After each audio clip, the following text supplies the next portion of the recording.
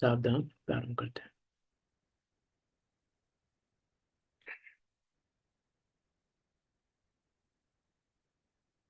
जय श्री ओम नमः सिद्धेभ्य। नमो हरिहंताणं नमो सिद्धाणं नमो आयर्याणं नमो वज्रायाणं नमो लोहे सविशाहुणं मंगलम भगवान वीरो मंगलम गौतमो गणे मंगलम कुंद कुंदार्यो जैन धर्मोस्तु मंगलम सर्वमंगल मांगल्यम सर्वकल्याणकारकम प्रधानम सर्वधर्माणां जैनम जयतु शासनम जैनम जयतु शासनम तज्जयति परम ज्योति समम समस्तेरिनंत पर्याय दर्पण तल इव सकला प्रतिफलति पदार्थ मालिका यत्र परमागमस्य जीवं निषेध्य जात्यन्त सिन्धुर्विधानं सकल नैविलसितानां विरोधमथिनं नमाम्यनेकान्तम्। आचार्य अमृतचंद देव द्वारा विरचित 226 श्लोकों में निबद्ध चरणान योग परक और निश्चय और व्यवहार का सुमेल बताने वाला, उस वस्तु स्वरूप को समझाने वाला, उसी ज्ञायक को दिखाने वाला ऐसा यह अद्भुत व अनुपम ग्रंथ पुरुषार्थ सिद्धि उपाय, जो हमारे प्रयोजन की सिद्धि का उपाय बताने वाला है, ऐसे इसी ग्रंथ पर हमारी चर्चा चल रही है। आचार्य अमृतचंद देव वक्ता और श्रोता के लक्षण बता रहे हैं कि ग्रंथ कैसा होना चाहिए ये बताया, वक्ता कैसा होना चाहिए और श्रोता कैसा होना चाहिए। तो वक्ता का लक्षण बताया, वक्ता का लक्षण बताने के बाद बताया कि श्रोता कैसा नहीं होना चाहिए। अब बताएंगे कि श्रोता कैसा होना चाहिए। अभी तक तो क्या बताया कि ये श्रोतापना इनको शोभा नहीं देता। किनको शोभा नहीं देता? जो बिलाप को ही सिंह मान ले, जो बिलाप को ही सिंह मान ले, उसी प्रकार जो व्यवहार को ही निश्चय मान ले, उसको श्रोतापना शोभा नहीं देता। और जो व्यवहार, केवल व्यवहार को ही जानता है, निश्चय को नहीं जानता, उसको श्रोतापना शोभा नहीं देता। वो श्रोतापना के योग्य नहीं है। ऐसी यहाँ चर्चा की थी 7वें नंबर के श्लोक में। लास्ट में कहा था, इस प्रकार वह शुभ उपयोग में संतुष्ट होकर शुद्ध उपयोग रूप मोक्ष मार्ग में प्रमादी है, इसीलिए केवल व्यवहार ने का अवलंबी हुआ है, अतः उसे उपदेश देना निष्फल है।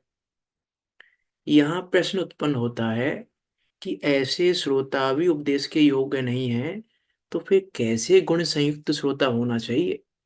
आप कह रहे हो कि ऐसे श्रोता उपदेश के योग्य नहीं है, तो फिर श्रोता कैसे होने चाहिए? उनमें क्या गुण होना चाहिए? श्रोताओं का क्या गुण है? श्रोताओं में क्या चाहिए? कौन से गुण होने चाहिए श्रोता में? देखो, श्रोताओं की चर्चा लगभग सभी ग्रंथों में करते ही हैं। मुझमें प्रकाशक में ही पंडित टोडामल जी ने की है। नवीन श्रोता का स्वरूप, पुराने श्रोता का स्वरूप सारे बताए हैं। हम विचार करके देखें कि हम नवीन श्रोता हैं कि पुराने श्रोता हैं, कि हम कौन से श्रोता हैं। वो वहां की चर्चा नहीं कर रहे हैं हम। मुझमें प्रकाशक में जो चर्चा की है श्रोता के स्वरूप की, कि मतलब जो वहां पे कहा है कि हम नवीन श्रोता की कंडीशन में भी खरे उतरते हैं कि नहीं। यहाँ तो कुछ और कह रहे हैं। श्रोता का एक ही लक्षण बताया है यहाँ पे, बस श्रोता के लक्षण नहीं। वक्ता के कितने लक्षण बताए थे?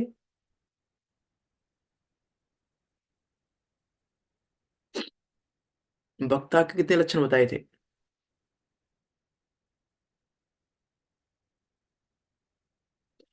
कई लक्षण बताए थे। कितने? 4 5। गिने हाँ, तो नहीं है, पर कई लक्षण है। 3 नहीं, बताए मोक्षण थे। प्रकाशक में नहीं पूछ रहा हूँ मैं। मोक्षण प्रकाशक में नहीं पूछ रहा हूँ, हाँ, मैं इसमें यहाँ बताए थे पूछ रहा हूँ। इसमें 4 पुरुषार्थ सिद्धि 5। उपाय में। 3 मोक्षण बताए थे। प्रकाशक में तो बहुत बताए हैं। कौन कौन से? 3 लक्षण बताए थे इसमें। निश्चय व्यवहार। 3 लक्षण बताए। कौन कौन से? मुख्य और उपचार कथन का ज्ञान होना चाहिए। उनके हाँ, ज्ञाता हैं और जिन्होंने अज्ञान भाव को नष्ट कर दिया है। एक लक्षण मिस कर दिया है। एक निश्चय और एक व्यवहार। मुख्य उपचार और निश्चय व्यवहार तो एक ही बात हो गई ना, हाँ, तो अलग कहाँ हो गए लक्षण में दोनों फिर। और जो अरे व्यवहार में मुख्य मुख्य ज्ञाता है। उपचार का विवरण करके जो अज्ञानी श्रोता हैं उनके अज्ञान को दूर करे, और वो कब हो पाएगा, जब व्यवहार निश्चय का ज्ञाता हो। तो दूसरा लक्षण बताया व्यवहार निश्चय का ज्ञाता होना चाहिए, और फिर तीसरा लक्षण बताया कि व्यवहार निश्चय के ज्ञाता होने पर ही वो धर्म तीर्थ का प्रवर्तन कर सकता है, तो धर्म हाँ, तीर्थ का प्रवर्तन करे। ऐसे तीन लक्षण बताए थे वहां पर।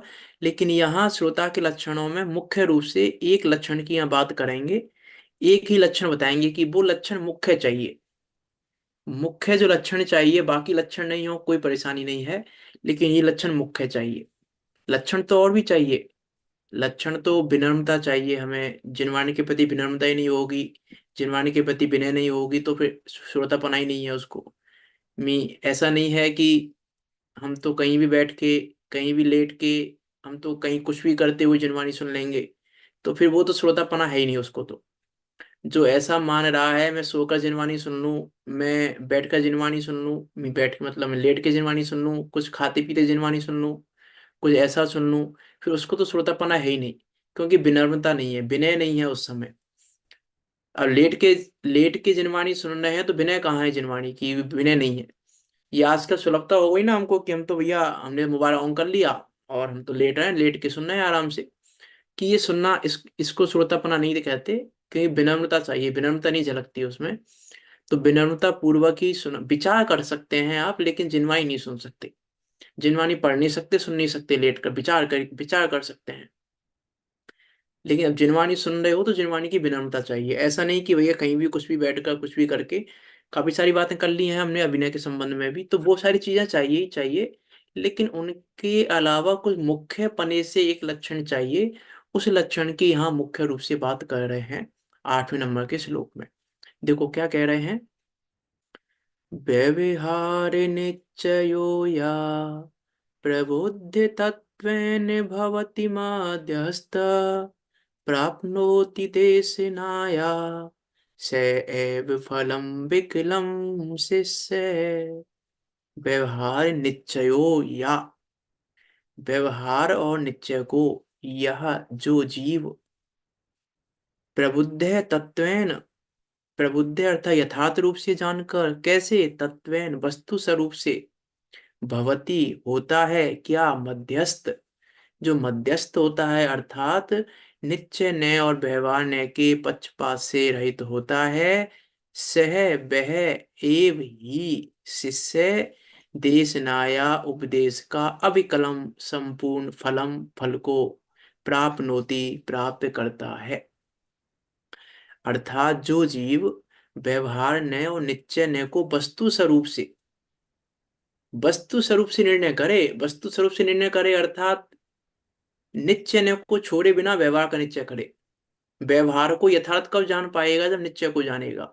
तो वस्तु स्वरूप से यथार्थ जाने कि वस्तु स्वरूप क्या कह रहा है।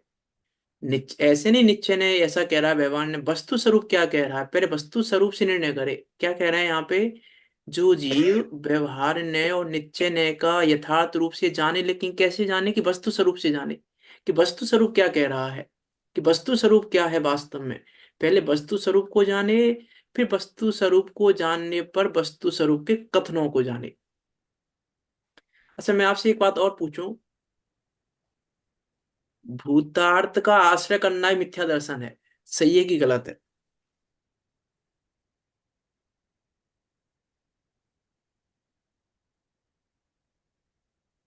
विचार करके देखना। भूतार्थ का आश्रय करना संयुक्त है। भूतार्थ का भूत आश्रय करना, है, भूतार्थ का आश्रय संयुक्त है। शुद्ध न्याय का अवलंबन करना क्या है। मिथ्या दृष्टि होगी। भूया भूतार्थ है। शुद्ध का अवलंबन भूतार्थ है। हैं, शुद्ध न्याय का अवलंबन अरे तो जिनवाणी भूतार्थ है। शुद्ध न्याय का अवलंबन नहीं कराती, जिनवाणी शुद्ध न्याय का अवलंबन नहीं कराती। दुनिया से है ही नहीं उच्चारण जिनमें। कर्ता कर्म अधिकार में हम्म, नहीं समय कराती। सारणी में कर्ता कर्म आज अधिकार में नहीं क्या कहा? कराती है। पश्चाती क्रांत। अरे वो भी नए पक्ष है, वो भी एक पक्ष है, लेकिन उसको व्याप्य व्याप्य उसका संबंध उसकी पाती। श्रद्धा क्यों कराई है? क्योंकि वो बिल्कुल निकट वस्तु को दिखाता है, इसलिए हमने कहा इसकी श्रद्धा कर तो वस्तु को निश्चय कर लेगा। इसीलिए भूतार्थ की श्रद्धा कराई है। वहां कहा इसलिए आज समय सार जी में कि शुद्ध ने का भी पक्ष छोड़ तब समय सार को प्राप्त कर पाएगा। 141 एक नंबर सौ की गाथा है चार। शायद, 41 42 नंबर की गाथा। उसके बाद कलश है 8 10। कि हम क्या मान रहे हैं, या ये कहना चाह रहे हैं यथार्थ रूप से जाने, कि यथार्थ रूप से जाने। अभी निश्चय को भी नहीं जाने, व्यवहार को भी नहीं जाने, पहले यथार्थ रूप से जाने और जानने के बाद पक्ष छोड़े, तब उत्तम फल की प्राप्ति होगी। संपूर्ण फल की प्राप्ति कब होगी? संपूर्ण फल की प्राप्ति नयो को नहीं जानेगा तो भी नहीं होगी, और नयो को जानकर नयो में ही अटक जाएगा तो भी नहीं होगी। फिर चाहे वो निश्चय नय में अटके, चाहे व्यवहार नय में अटके, चाहे अभूतार्थ नय में अटके, चाहे भूतार्थ नय में अटके। अभूतार्थ में भी नहीं अटकना, भूतार्थ में भी नहीं अटकना, क्योंकि वस्तु स्वरूप नहीं है ये। वो भूत शुद्ध न्याय जो कह रहा है वो वस्तु स्वरूप का कथन है वो भी, लेकिन कथन यथार्थ है। कथन वो यथार्थ है, इसलिए कह दिया कि शुद्ध न्याय का अवलंबन लो, लेकिन वास्तव में वो भी कथन है। उस कथन का अवलंबन नहीं लेना, उस कथन से भी अवलंबन तो वस्तु स्वरूप का लेना है। वो भी वस्तु स्वरूप का अवलंबन नहीं है। भूतार्थ न्याय का अवलंबन वो वस्तु स्वरूप का अवलंबन नहीं है। इसीलिए यहाँ कह रहे हैं वस्तु स्वरूप को जान पहले, फिर वस्तु स्वरूप से यथार्थ रूप से कथनों को जान। इतना किसको चाहिए? श्रोतापने को। श्रोता होना चाहिए ऐसा। क्या कह रहे हैं? जो जीव व्यवहार ने और निश्चय ने को वस्तु स्वरूप से यथार्थ रूप से जानकर, यथार्थ रूप से जानकर अर्थात व्यवहार को व्यवहार रूप, निश्चय को निश्चय रूप और वस्तु को वस्तु रूप, तीन चीजें कही हमने। वस्तु को वस्तु रूप जाने, निश्चय को निश्चय रूप जाने और व्यवहार को व्यवहार रूप जाने। यह है यथार्थ रूप से जानना।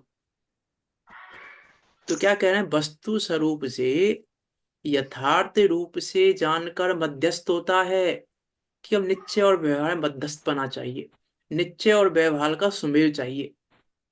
निश्चय और व्यवहार का सुमेल चाहिए, क्योंकि निश्चय और व्यवहार के सुमेल बिना वस्तु स्वरूप की प्राप्ति नहीं होती। वस्तु स्वरूप की प्राप्ति के लिए निश्चय और व्यवहार का सुमेल चाहिए, लेकिन सुमेल कैसा चाहिए? निश्चय का निश्चय रूप और व्यवहार का व्यवहार रूप, तो सुमेल है। यदि व्यवहार को निश्चय रूप मान ले तो फिर सुमेल नहीं है।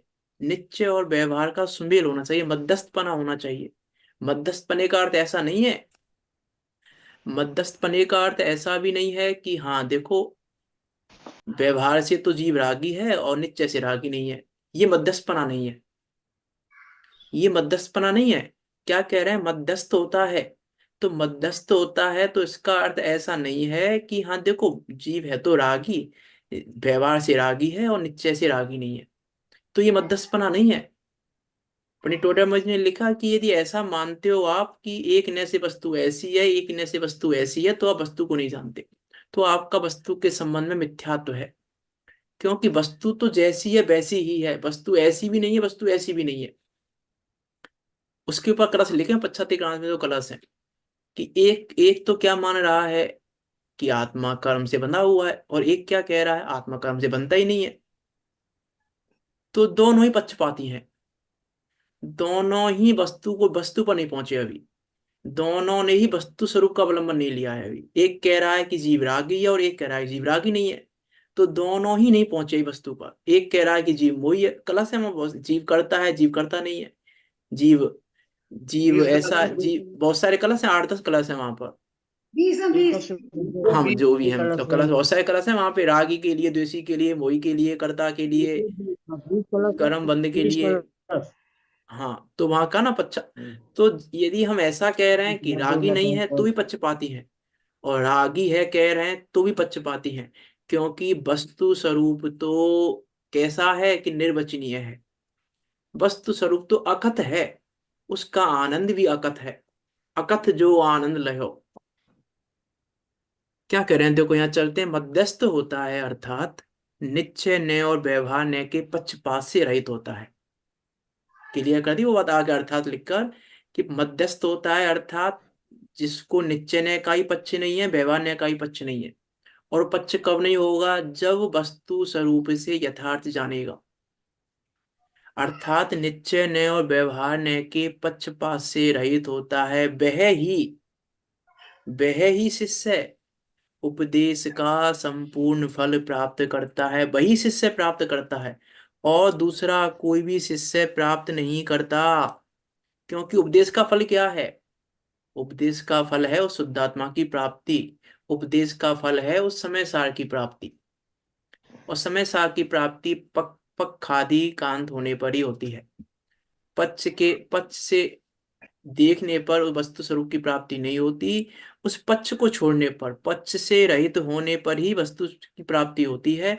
इसलिए संपूर्ण फल वही प्राप्त करता है जो पक्षपात छोड़ता है।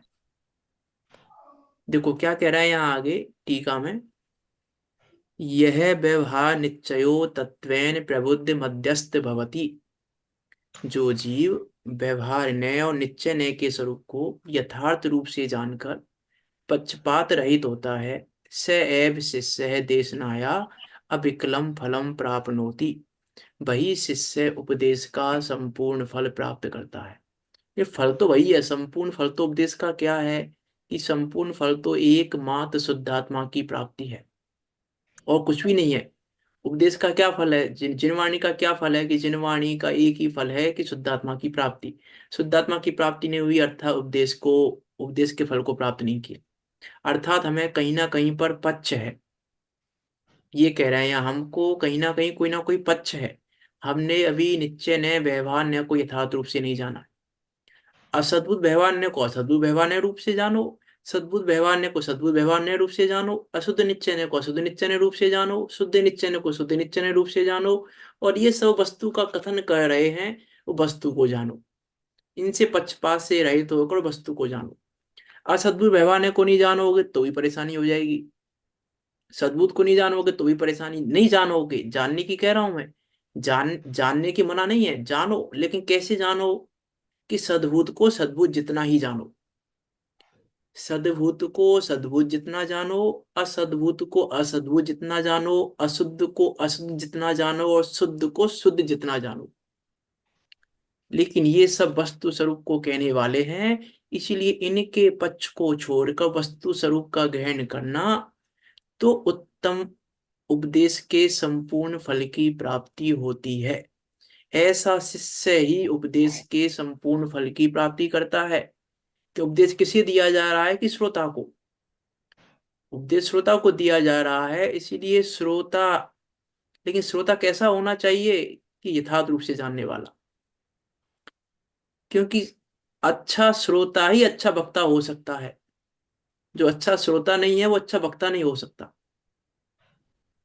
क्योंकि जिसने ऐसा एग्जाम्पल आता है कि श्रोता कैसा होना चाहिए? कि कच्ची नहर की तरह। कैसा होना चाहिए? कच्ची नहर की तरह। पक्की नहर की तरह नहीं होना चाहिए, कच्ची नहर की तरह होना चाहिए। कि पहले जितना सोख सकता है पहले सोख ले, फिर जब तृप्ति हो जाए सोख कर, अब पानी को आगे जाने दे। अब पानी को आगे बढ़ाने में सहायक हो, लेकिन पहले खुद सोख ले। पहले वो वस्तु स्वरूप का यथार्थ रूप से जाने, और जानने के बाद अब पानी को आगे जाने दे। ऐसा होना चाहिए श्रोता और वक्ता दोनों ही। यह मुख्य रूप से श्रोता की बात है, लेकिन श्रोता ही वक्ता है। वह ही शिष्य उपदेश का संपूर्ण फल प्राप्त करता है। देखो क्या कह रहे हैं आगे भावार्थ में, श्रोता में अनेक गुण होने चाहिए। गुण तो अनेक होने चाहिए, ऐसा नहीं यही गुण होना चाहिए बाकी कुछ भी नहीं, बस यही हो काम हो जाएगा। परंतु व्यवहार और निश्चय को जानकर एक पक्ष का हठाग्रही ना होने का गुण मुख्य रूप से होना चाहिए। हठाग्रही नहीं होना चाहिए, उसको आग्रह नहीं होना चाहिए कि नहीं ऐसा ही है। हठाग्रही नहीं होना चाहिए कि नहीं देखो ये तो ऐसे कह रहा है, ये तो ऐसा कह रहा है, ये तो ऐसा कह रहा है, कि कह रहा है लेकिन किस प्रयोजन से, किस अपेक्षा से। हठाग्रही कब होंगे हम? जब प्रयोजन को नहीं जानेंगे, जब अपेक्षा को नहीं जानेंगे तो हठाग्रह होगा। जहां अपेक्षा को जाना जाएगा वहां हठाग्रह नहीं है। कि आप ऐसा कह रहे हो कि बिल्कुल सही बात है, कि आप कह रहे हो कि चिट्ट है और आप कह रहे हो कि पट्ट है, तो बात तो दोनों ही सही है। वो इस अपेक्षा कह रहा है, वो इस अपेक्षा कह रहा है। अब कोई हठाग्रही गारण कर ले कि नहीं, हमें तो एक ही दिखाई दे रहा है, या तो सिक्के पर चित्त दिखाई दे रही है, पट्ट दिखाई दे रही है, हेड या टेल ये दिख रहा है हमको, दोनों दिख ही नहीं रहा हमको। तो वो हठाग्रह धारण करेगा जो एक ही अपेक्षा को जानता है, वो हठाग्रह धारण करेगा। और जो दोनों अपेक्षाओं को जानता है वो हठाग्रही नहीं होगा। तो यहाँ कह रहे हैं व्यवहार को भी जाने और निश्चय को भी जाने, और व्यवहार और निश्चय को जानकर हठाग्रही ना हो, ये गुण मुख्य रूप से होना चाहिए। ये गुण नहीं होगा तो परेशानी है। कि हम ऐसा कहें मेरा घर, आपका और ये घर तो है ही नहीं, हमारा जिनवाणी में लिखा है कि नहीं, सही बात गलत नहीं है, मेरा घर है। यदि मैं मेरे घर तो मेरा घर नहीं कहूंगा, दूसरों के घर में जाऊंगा क्या? मेरा घर है, इसमें कोई परेशानी नहीं है, लेकिन हठाग्रह मत करना कि नहीं जिनवाणी में लिखा है मेरा घर है तो घर तो मेरा ही है। कि कहा जा रहा है, और असद्भुत से कहा जा रहा है, असद्भुत में भी उपचारित लगा के कहा जा रहा है। अब उनको बराबर विचार करना, उसका यथार्थ रूप से जानना। ऐसा नहीं करना कि हम मान ही नहीं रहे, हम तो मेरा घर है ही नहीं, मेरा ये ऐसा है ही नहीं, मेरा ये ऐसा है ही नहीं। यदि ऐसा करेंगे तो फिर व्यवहारपना कैसे बनेगा जगत में? लोग असद्भुत व्यवहार ने का मुख्य प्रयोजन क्या? लोक व्यवहार चलाना। असद्भुत व्यवहार ने लोक व्यवहार चलाते हुए उस भूतार्थ पर जाना। कि प्रयोजन तो भूतार्थ बताने का ही है, असद्भुत व्यवहार ने का प्रयोजन ही भूतार्थ बताने का है, लेकिन लोक व्यवहार चलाते हुए। क्योंकि लोक व्यवहार नहीं चलाएंगे तो काम कैसे चलेगा? यदि ये ज्ञान ही नहीं होगा हमको, मेरी पत्नी, मेरे बच्चे, मेरा ये, तो फिर काम कैसे चलेगा? किसी को कुछ भी मान लें क्या फिर हम? कि सब जीव हैं, सब आत्मा है, सब शुद्धात्मा है, तो किसी को कुछ भी मान लें फिर हम? कि नहीं, लोक व्यवहार चलाने के लिए वो चाहिए तो उसको उस रूप से जानना, लेकिन ऐसा ही मान मत लेना। जानना उसको उस रूप से जानना, जानोगे नहीं तो लोक व्यवहार कैसे होगा? अरे यदि असद्भुत व्यवहार ने नहीं हो, या सद्भुत व्यवहार ने, चलो सद्भुत व्यवहार ने तो अभेद में भेद करके समझाया कि अभेद को समझाना था, चलो मान ली हमने भी सद्भुत व्यवहार ने की जरूरत थी, लेकिन असद्भुत व्यवहार ने की क्या जरूरत थी? असद्भुत व्यवहार ने क्यों बताया? उसमें तो अभेद में भेद भी नहीं बता रहे। चलो भेद करके तो अभेद को समझाना है, मान लिया हमने, लेकिन असद्भुत व्यवहार ने की क्या जरूरत है? असद्भुत व्यवहार ने क्यों कहा जिनवाणी में फिर असद्भुत व्यवहार ने? कि लोक व्यवहार जीवन चलाने के लिए। की बात सही होगी। हाँ, अरे असद्भुत व्यवहार ने नहीं होगा। वो आई ना, कहाँ पूर्व रंग में नहीं, समय सारणी में पूर्व रंग में नहीं, सब वो केवली की स्तुति वाली गाथा है ना, कहाँ पर आई है वो? 31 नंबर जीव जीव 31 अधिकार में, किसमें है? जीव जीव अधिकार में शायद में ही है। 27 28 नंबर की गाथा के आसपास, 27 28 29 30, 3 4 गाथा है वहां पर। तो केवली की स्तुति नहीं बनेगी, परमार्थ स्तुति नहीं है, परमार्थ स्तुति नहीं है, लेकिन यदि देह और जीव को एक नहीं कहें हम, तो स्तुति कैसे करेंगे हम? फिर देवसाद गुरु की भक्ति कैसे करेंगे हम? फिर देवसाद गुरु की स्तुति कैसे करेंगे हम? ये देह और शरीर को एक नहीं, देह देह और आत्मा को एक नहीं कहें यदि हम, तो फिर कैसे भक्ति करेंगे, कैसे स्तुति करेंगे? तो प्रयोजन भूत है, लेकिन जितना प्रयोजन भूत है उतना ही प्रयोजन भूत मानना, यथार्थ रूप से जानना। ऐसा ही मत मान के बैठ जाना कि नहीं यही है, बस जो है वो यही है। मोक्ष का क्या मोक्ष किसे कहते हैं? मोक्ष की परिभाषा बताएंगे आप में से कोई? किसे कहते हैं मोक्ष? बंधनों से बंधनों से हटना, हाँ, बंधनों का मुक्त होना, बंधनों का मुक्त होना, और निर्बंध दशा को बोलते हैं मोक्ष। निर्बंध दशा, और व्याकुल दशा। निराकुल दशा, दशा, व्याकुल दशा। और अपराधी भाव से रहित अवस्था ही मोक्ष है। पंडित टोडरमल जी ने इन लक्षणों को अन्यथा रूप में लिया है। मोक्ष के अन्यथा रूप है, मोक्ष तत्व का अन्यथा रूप लिया ना साथ में अधिकार में। वहां पर कहा यदि तुम ऐसा ही मानते हो तो बंध से मुक्ति सब चाहते हैं, निराकुलता सब चाहते हैं, सब जीवों का श्रद्धान है, ऐसा तुम्हारे श्रद्धान में क्या विशेषता है? भाई ये तो सभी निराकुल होना चाहते हैं, सभी हम इसलिए मोक्ष चाहते हैं क्या? कि मोक्ष का ये लक्षण नहीं है, हम निराकुलता के लिए मोक्ष नहीं चाहते, हम बंधनों की मुक्ति के लिए मोक्ष नहीं चाहते, वैरागी से और रहित। हम सर्वज्ञता के लिए भी मोक्ष नहीं चाहते। तीनों विशेषण लिए वहां पंडित टोडरमल जी ने 7वें अधिकार में, कि सभी जीव चाहते हैं मैं सबको जानूं। तो तुम्हारे सिद्धांत में क्या विशेषता है भाई? हम भी ऐसा मान रहे हैं कि देखो, मोक्ष प्राप्त करेंगे तो निराकुलता हो जाएगी, मुक्ति हो जाएगी हमारी, और हम सर्वज्ञ हो जाएंगे, सब कुछ जान लेंगे, हम तीनों लोगों को जान लेंगे। तो विशेषता क्या रही आपके श्रद्धान की? हमारे श्रद्धान की, ये तो जगत, ये तो निगोदिया जीव का भी श्रद्धान है ऐसा ही, एक इंद्रिय जीव का भी श्रद्धान ऐसा ही है, दो इंद्रिय तीन इंद्रिय, सबका श्रद्धान ऐसा ही है कि मैं सबको जान लूं, मुक्त हो जाऊं और निराकुल हो जाऊं। ये जो लक्षण सबका है, सब सुखी होना चाहते हैं, सब निराकुल होना चाहते हैं। इन लक्षणों का वहां पे किया है विचार करना। लक्षण है, लेकिन किस रूप में है उसका इस यथार्थ ज्ञान होना चाहिए। मना नहीं है, लक्षण तो है, मोक्ष के लक्षण कहे हैं जिनवाणी में वो, लेकिन किस रूप में कहे हैं ये कह रहे हैं, यथार्थ ज्ञान होना चाहिए।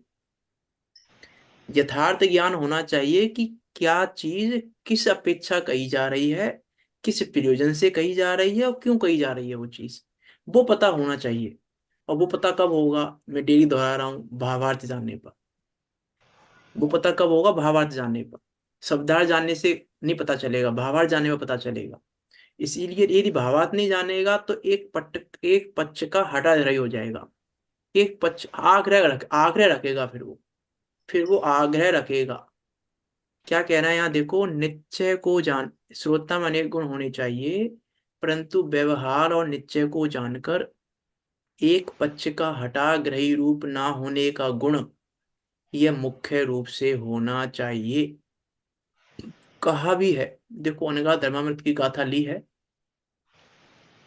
जयी जीर्णमयम पवज्जये तामा व्यवहार निश्चये मुयहे एकेन बिना छिज्जयी तित्थम अन्येन पुंतच्चम। अनगा धर्मामृत की गाथा है ये, पंडित प्रभा आशा दर्जी कृत। पंडित प्रभा आशा दर्जी का कुछ पढ़ा क्या हमने अभी तक? नहीं, कुछ भी नहीं पढ़ा? नाम सुना है, पढ़ा नहीं है। कुछ भी नहीं पढ़ा हमने पंडित प्रभा आशा दर्जी का? नहीं नहीं, बाकी साधर्मियों ने कुछ पढ़ा कि नहीं पढ़ा आशा दर्जी का?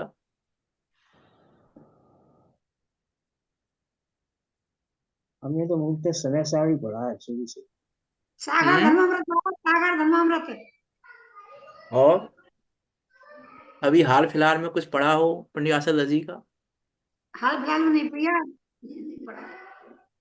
मतलब आपने इष्टोपदेश की चर्चा मिट्टी में मिला दी। तो इष्टोपदेश की टीका किसने लिखी थी? भाषा दर्जी ने लिखी किसकी है। टीका पढ़ के आए हैं हम इष्टोपदेश में? मुझे पता नहीं। आशा दर्जी की। पूरी टीका पढ़ के आए हैं और आप कह रहे हो ने पढ़ाई नहीं। पूरी टीका पढ़ के आए हैं अभी हम पंडित आशा दर्जी की।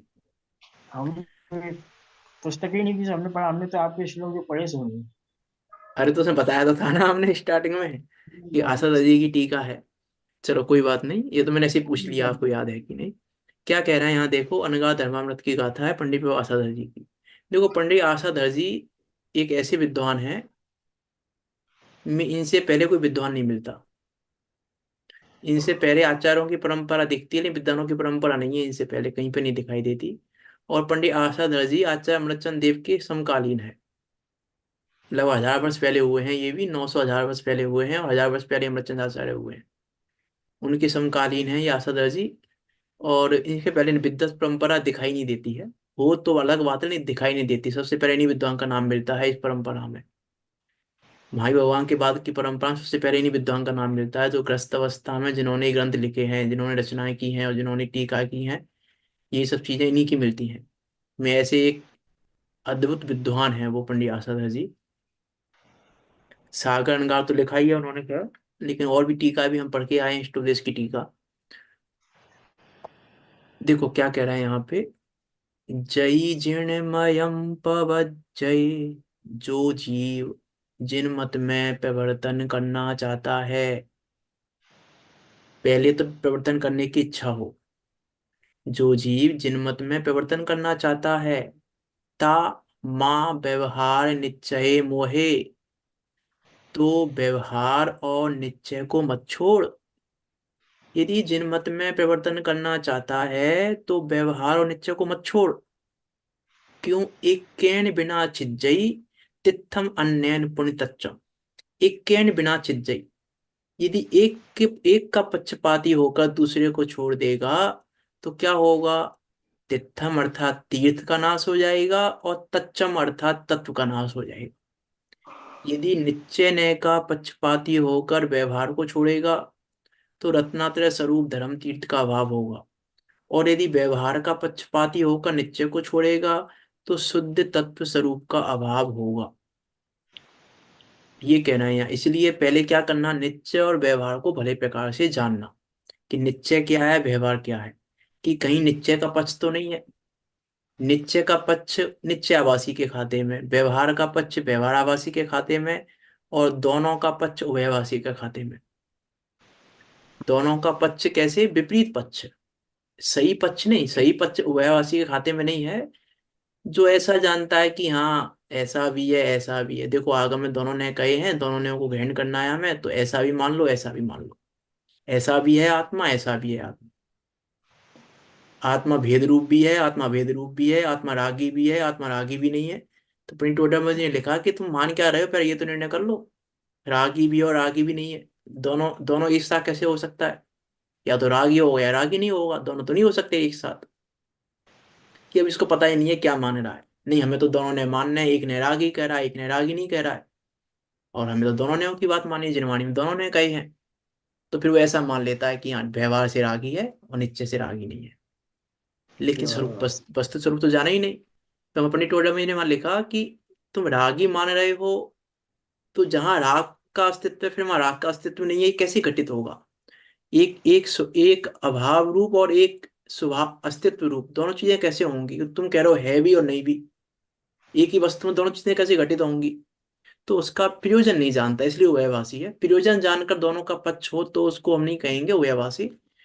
लेकिन दोनों को ग्रहण करे और व्यवस्थित जानकर यथार्थ रूप से जानकर ग्रहण करे, हठाग्रही होकर ग्रहण ना करे, और एक पक्ष को ग्रहण ना करे, दोनों पक्षों को बराबर ग्रहण करे और बराबर तरीके से ग्रहण करे। कैसे निश्चय ने ग्रहण करना है, कैसे व्यवहार ने ग्रहण करना है, इस बात की भली भांति पता करके उसको यथार्थ रूप से जानकर। इसलिए यहाँ कह रहे हैं, अतः पहले व्यवहार निश्चय को भले प्रकार जानकर पश्चात यथा योग्य इनका अंगीकार करना। यथा योग्य, यथा योग्य शब्द लिखा है, यथा योग्य, जहां जैसा योग्य है वहां वैसा ग्रहण करना।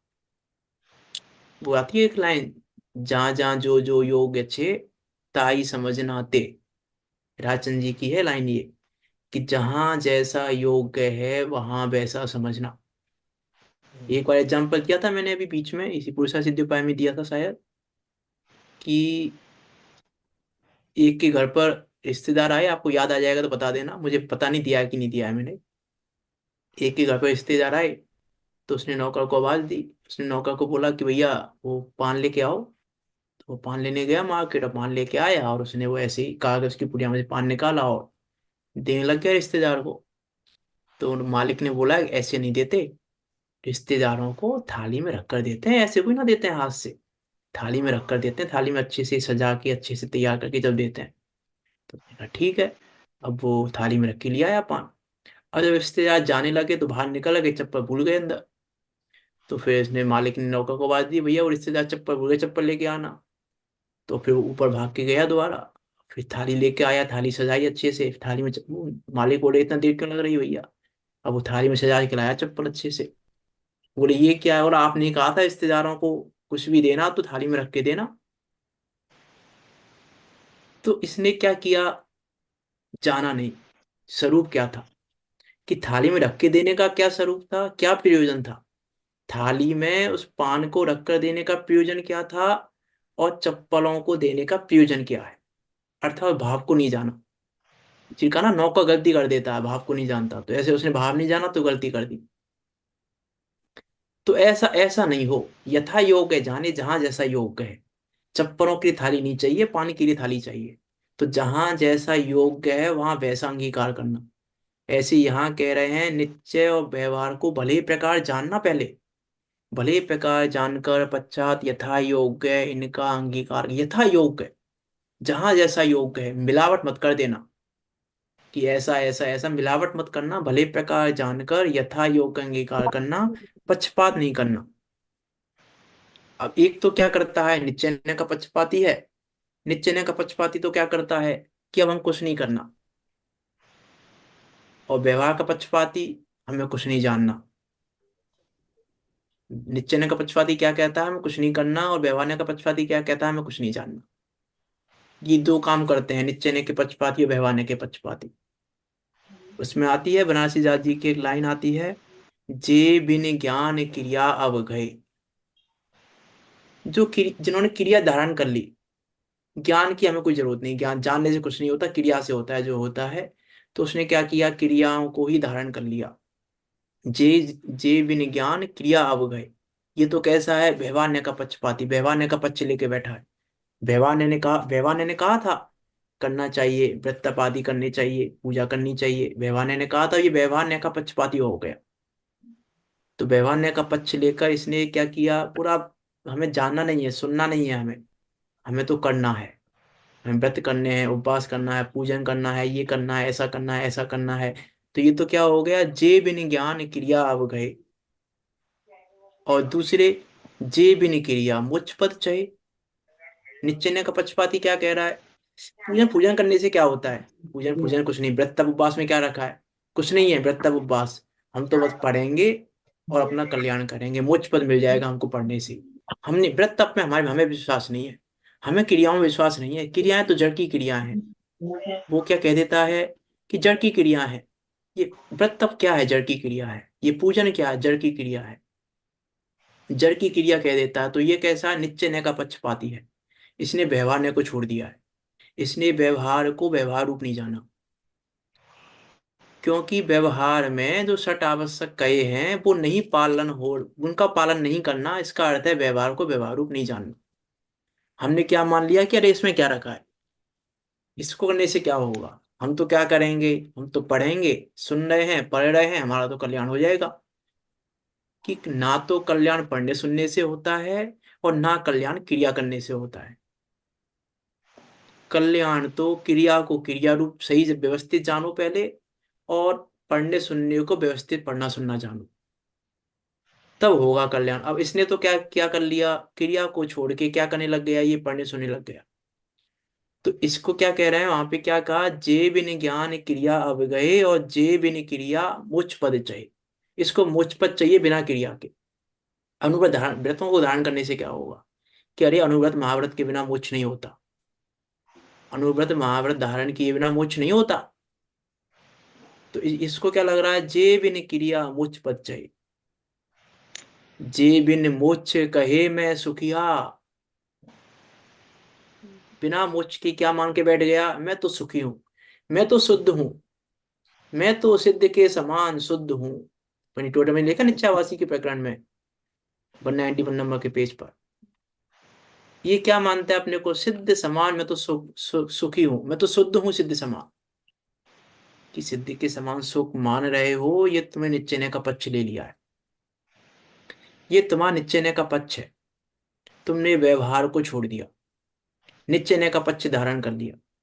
तो क्या कहा, जे बिन ज्ञान क्रिया अब गए, जे बिन क्रिया मुझ पद चहे, और जे बिन मोक्ष कहे मैं सुखिया, और सो अजान मूरण में मुखिया। ये मूर्खों का भी सरदार है। ये कह रहे हैं यहाँ, जो पक्षपात कर रहा है किसी भी न्याय का, वो कैसा है, मूर्खों का सरदार है। मूर्ख भी नहीं कहा, मूरण का मुखिया है ये, मूर्खों का भी मुखिया है ये।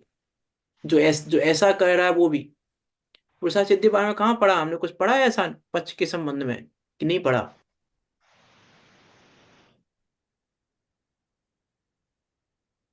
पुरुषा सिद्धि उपाय जब से प्रारंभ किया है हमने, जब से हमने एक न्याय का पक्ष लेता है, दूसरे न्याय का पक्ष नहीं लेता है, ऐसा कुछ पढ़ा कि नहीं पढ़ा इससे पहले।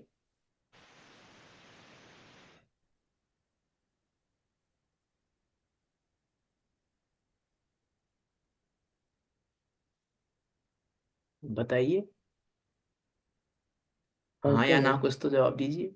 हाँ, पढ़ते रहे ये। नहीं, मैं कह रहा हूँ इससे पहले। अभी तो पढ़ ही रहे हैं, इससे पहले पढ़ा कि नहीं पढ़ा? आज से पहले पढ़ा कि नहीं पढ़ा? आज तो पढ़ा ही है। हम्म, आज से पहले पढ़ा कि नहीं पढ़ा था?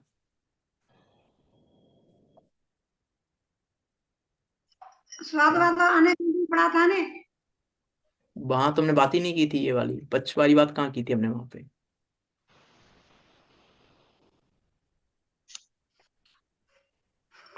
अनेकांत तो स्वादवाद में हमने पक्ष की बात ही नहीं की थी। हाँ, तो हमने स्वाद अनेकांत को समझा था, पक्ष वाली तो बात ही नहीं की थी हमने वहां पे कोई। चलो मैं याद दिला देता हूँ। मंगलाचरण में, पंडित टोडरमल जी के मंगलाचरण में सवैया आया था। सवैया आया था एक। उस सवैया में पंडित टोडरमल जी ने ये मान लो इसी गाथा का मंगलाचरण कर दिया वहां पे। कोई न रे निश्चय से आत्मा को शुद्ध मान, भय है स्वच्छंद ना पिछाने निज शुद्धता। आया था वहां पे। कोई नर निश्चय से, कोई निश्चय से अपने को शुद्ध मान के बैठ गया, शुद्धता जान ही नहीं रहा है। भय है स्वच्छंद, स्वच्छंद हो गए। यहाँ स्वच्छंदता की बात कर रहे हैं कि वो स्वच्छंद हो जाता है, एक नए के पक्ष को ग्रहण करके स्वच्छंद हो जाता है। भय है स्वच्छंद ना पिछाने निज शुद्धता। कि शुद्धता किस अपेक्षा कही है, कैसे कही है वो शुद्धता? वो शुद्धता कहने का प्रयोजन क्या है?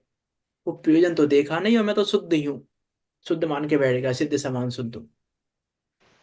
कि जिनवाणी में लिखा है सिद्ध समान सदा पद मेरो, तो मैं तो सिद्ध समान शुद्ध हूँ। कि सिद्ध समान शुद्ध कहने के लिए सिद्ध समान सदा पद मेरो नहीं कहा। और कोई व्यवहारे दानशील तप भाव ही को आत्म को हित जाने छोड़े नहीं मुद्दता। और कोई इन क्रियाओं को लेकर बैठा है वृत्तपादी को। कोई व्यवहारे ने निश्चय की मार्ग को भिन्न भिन्न जाने पहचान करें उद्यता। दो अलग अलग मार्ग हैं, एक व्यवहार ने का वहां चर्चा की थी हमने वहां पर। विचार करना है, इसलिए मैंने पूछा कि याद है कि नहीं है। चलो कोई बात नहीं, क्या कह रहे हैं यहाँ तो देखो।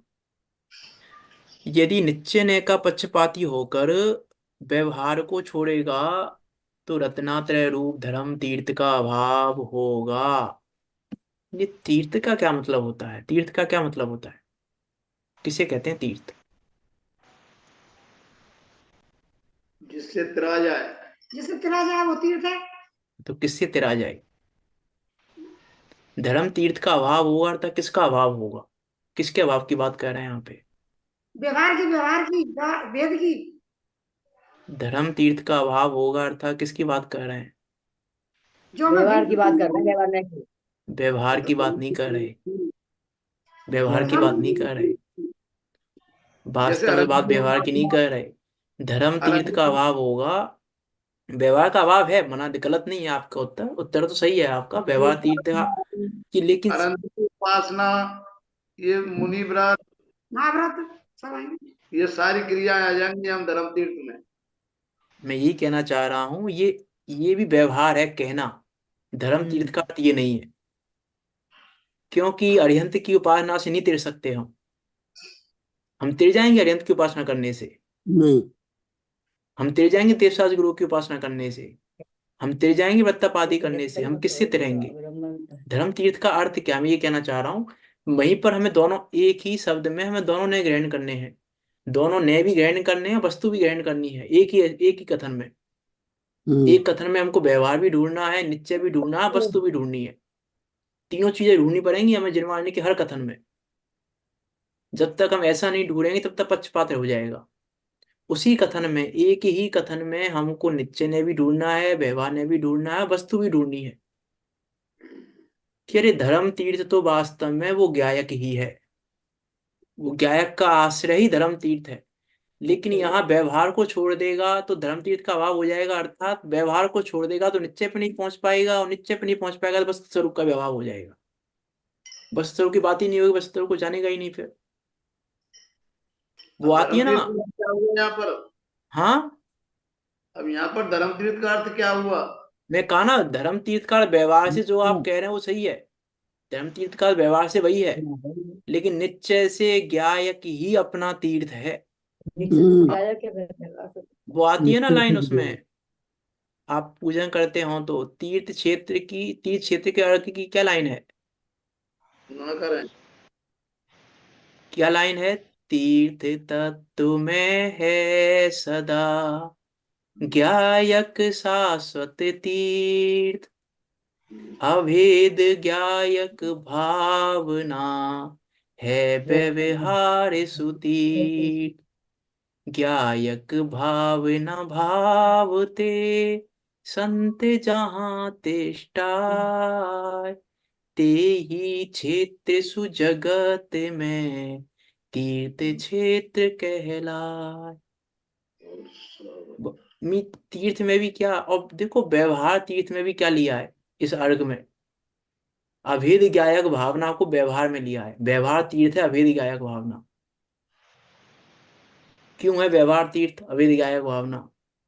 क्योंकि वस्तु स्वरूप नहीं है, भूतार्थ का कथन है, निश्चय का कथन है, भूतार्थ का कथन है वो भी।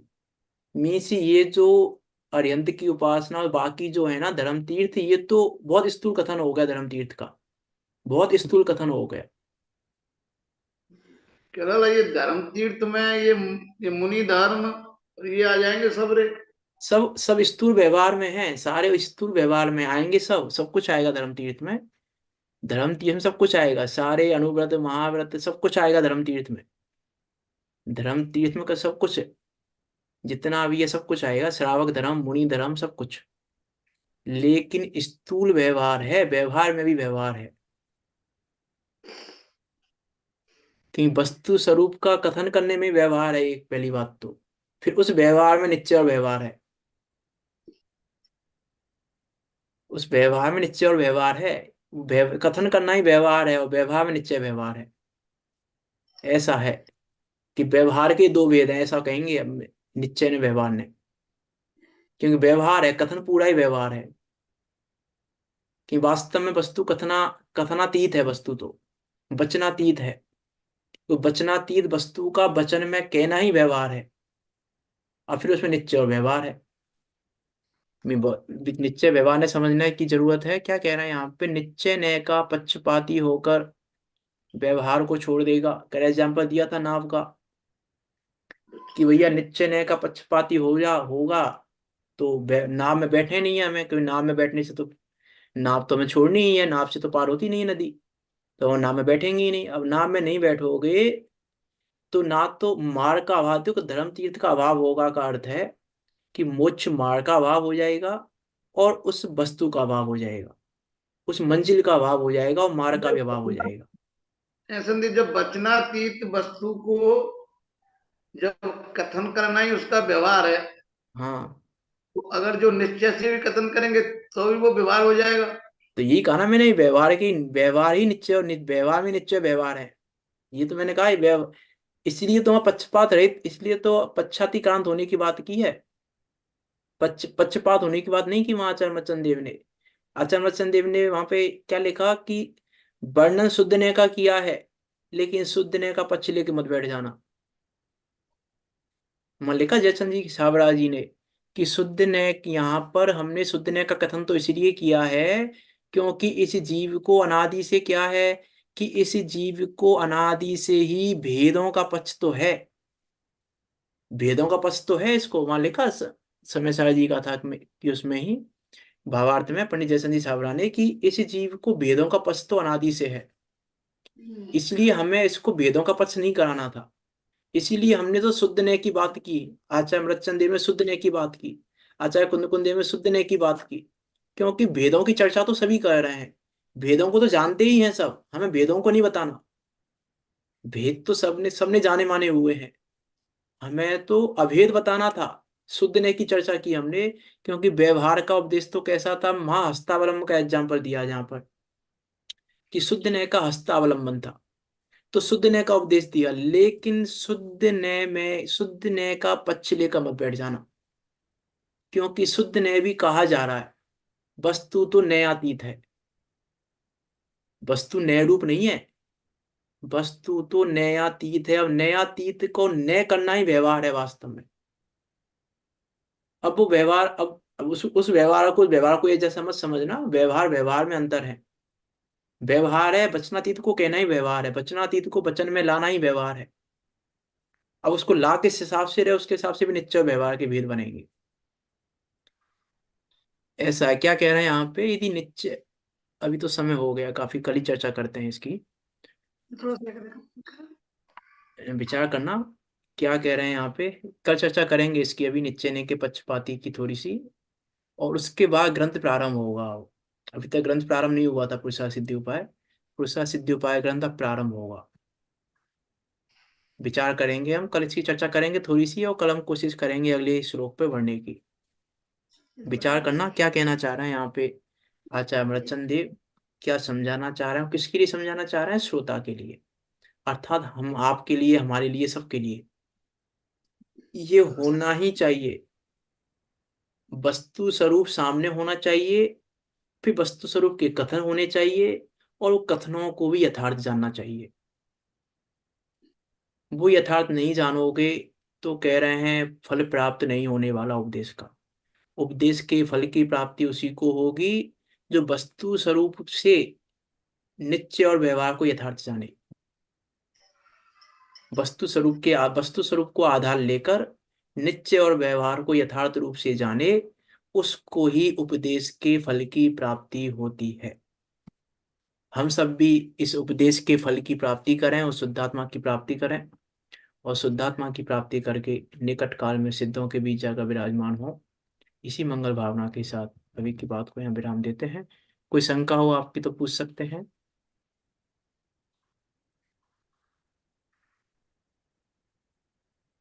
देखो, निश्चय ने व्यवहार का विषय ही ऐसा है वास्तव में कि उलझने भी बहुत हैं, और उलझनों में ही सुलझन है। अब हम उलझ रहे हैं कि सुलझ रहे हैं, वो हम पर डिपेंड करता है कि हम उसमें उलझ रहे हैं। उलझने हैं, बिल्कुल उलझन है। निश्चय ने व्यवहार के विषय में उलझने ही हैं। कोई कुछ कह रहा है, कोई कुछ कह रहा है, ये नहीं कह रहा है ऐसा, ये नहीं कह रहा है ऐसा, वो नहीं कह रहा है ऐसा, वो नहीं कह रहा है ऐसा, वो नहीं कह रहा है ऐसा। उलझने हैं, लेकिन उन उलझनों में ही सुलझन है। उन उलझनों के बीच से ही हमको सुलझना है। अब वो हम कैसे सुलझें, वो हमारे विवेक पर डिपेंड करता है, हमारे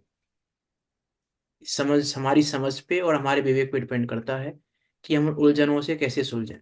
उलझनें तो मिलेंगी, पूरी जिनवानी में उलझने हैं निश्चय ने और व्यवहार की। अब उन उलझनों से हमको सुलझना है, उसका हम विचार करें। जिनवाणी स्तुति।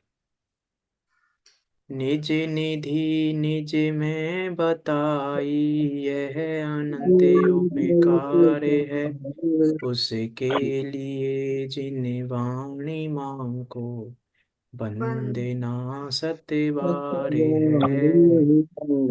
वंदना सत्य है।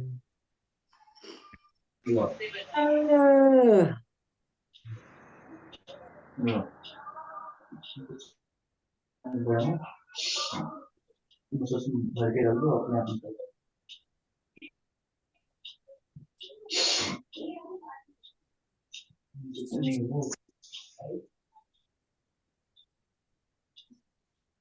बुरीदासंग में जिनवाणी माता की जय, महान जैन धर्म की जय। सभी को जय जिनेंद्र। सभी को जय जय। सभी को जय जिनेंद्र। सभी भाई बहनों को सादर